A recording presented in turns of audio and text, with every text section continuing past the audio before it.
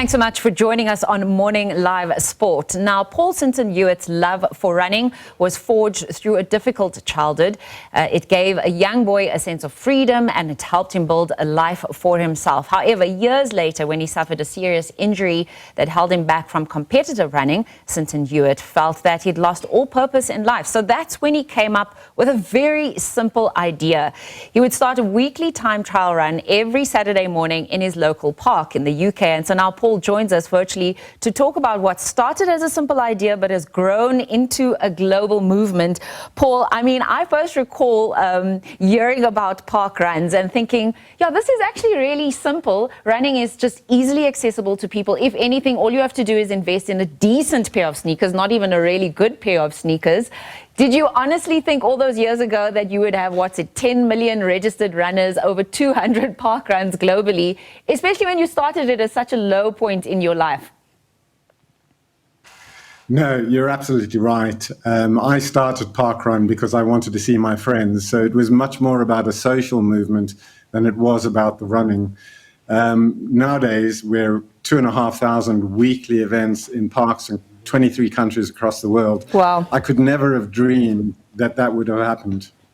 And now you've even got a junior park run, which absolutely made sense intuitively.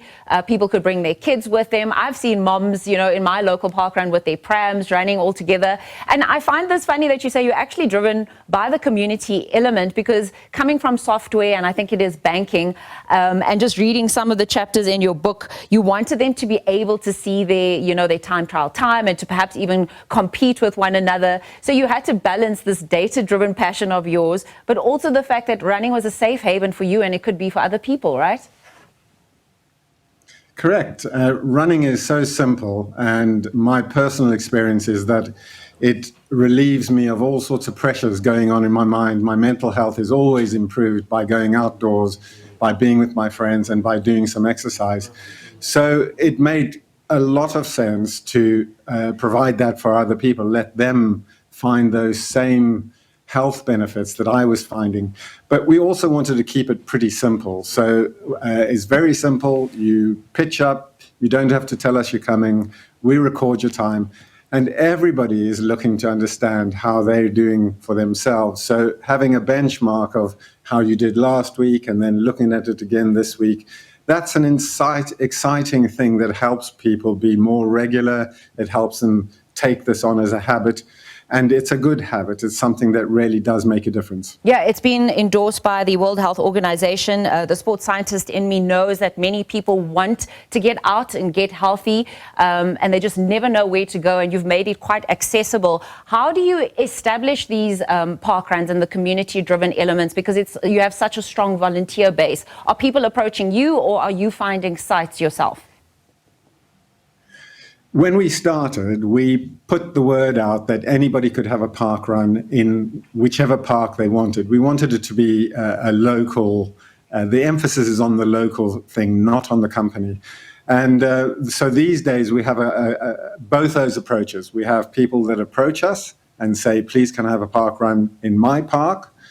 But we also, where we are mature, like the United Kingdom and Ireland and Australia, we are now focused on going to areas where there is deprivation, where people need parkrun more than they know. And South Africa is on the cusp of starting that. So we're working with the Department of Health in South Africa to try and understand how we can take this wonderful health pill to the nation. I'm really looking forward to seeing how that works. In chapter 26 of your book, you said, had the ghost of Parkrun Future visited me the night before the first time trial at Bushy Park, I would have done things differently. What would you have done differently? Well, we're 21 years old, and I think there have been many, many lessons along the road. Lots of wrong turns, lots of things that we did right. But, if I knew that I would have had to do everything that I've done in the last 21 years in order to create what we have today, that day one, it would have been too scary. I probably would never have done it. So I think the fact we grew slowly helped me along the path. I think that's a lesson for entrepreneurs in general. Just start and start afraid and start scared. Where was the initial thought to get Bruce Fordyce in, especially from a local perspective? He's a legend in South Africa, and you had obviously been a part of his team. But what was that aha moment that when I want to grow it in South Africa, this is the person and the face that I want alongside me? Bruce is such a big figure in South Africa. It made absolute sense for us to ask him to initiate, to start the park runs in South Africa. And I mean, that family, the Fordyce family, are doing an incredible job of helping everybody in South Africa to understand the value of park run. I am very friendly with Bruce, and many, many times he's thanking me when I'm the one who should be thanking him.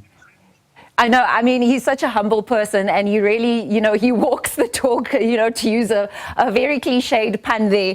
Paul, before I let you go, where do you want this to grow to? Because it almost seems, I mean, it's a charity and there's so much commercial interest in this as well, I'm sure. Where's the vision expanding to? And then a friend of mine who absolutely loves your park run, she said it saved her life. She says, since you've been in trees, what type of a tree would you be and why? Well, that's an interesting question. I'd be an oak tree, I think, something that's really big and stable and offers a lot of shade. Parkrun is a family. If you read my book, you understand that my childhood was really very poor, and searching for family connections is kind of what led me to this. I mean, I can't be that strategic, but what I think Parkrun does is it's a most natural health pill. And I think our obligation as a charity is to make sure that as many people get that pill as is possible. So we need to do, within financial constraints, we need to do more and more and more in more countries where people desperately need this kind of activity, this kind of social interaction. We need to do more of that, and we need to keep expanding the platform. Well, I have run out of time, Paul. I just have one more thing to ask of you. When you come to South Africa, will you join us in studio and we can chat further? Because there is so much in your book. We do have it. I have it here with me, and I'd love to delve into it deeper with you. Is that okay? I'd love to. I'd love to. I love South Africa, and I love the South African people. Yeah. I think you are amazing. So I'd love to be there. Fantastic. Thanks so much for chatting to us. Paul Sinton-Hewitt is the founder of Parkrun. He got Bruce Fordyce to come and join him in South Africa and make sure that it's become a movement here, but it's also become a movement globally. And he said, filled with hope and optimism, one small step is a powerful affirmation of how coming together in simple ways can change our lives and might even change the world. Have you done a Parkrun? Let us know on x.com. I'll look out for your comments. Many of our crew members are saying they want to try a park run as well. I haven't tried one yet. Anyway, do stay tuned to the show. We'll find out if Leanne and Sakina have tried a park run. Maybe the three of us can try one together.